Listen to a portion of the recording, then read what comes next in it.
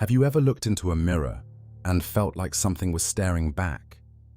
Something that wasn't even you?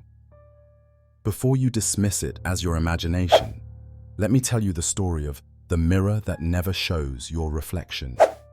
The story begins with Claire, a young woman who recently moved into an old Victorian house she inherited from her grandmother.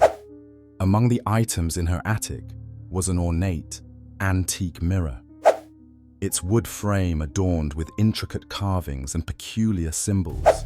Claire was captivated by its beauty and decided to hang it in her bedroom. At first, it seemed like any other mirror, but Claire started to notice strange things. When she passed the mirror in the evening, her reflection appeared delayed, just by a few seconds. She dismissed it, thinking it was her overactive imagination. That is, until the night she woke up to the sound of whispered voices, too faint to make out, but unsettling enough to jolt her awake. Her eyes darted toward the mirror. She didn't see her reflection.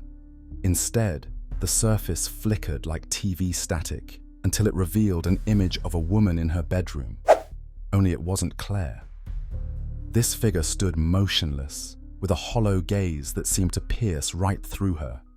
It wore clothes from a bygone era, a Victorian gown that seemed eerily real, and its lips moved as if trying to speak.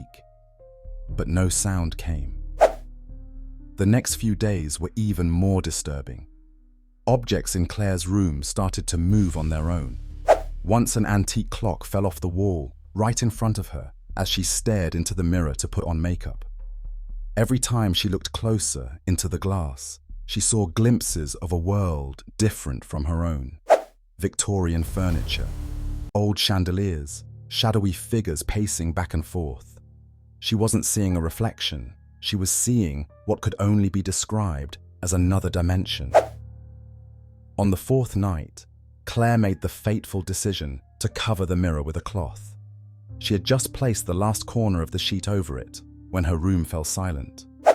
No voices, no moving objects, no shadowy figures.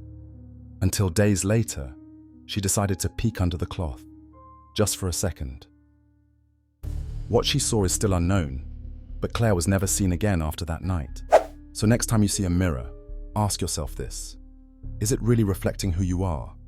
Or is it showing something or someone else entirely?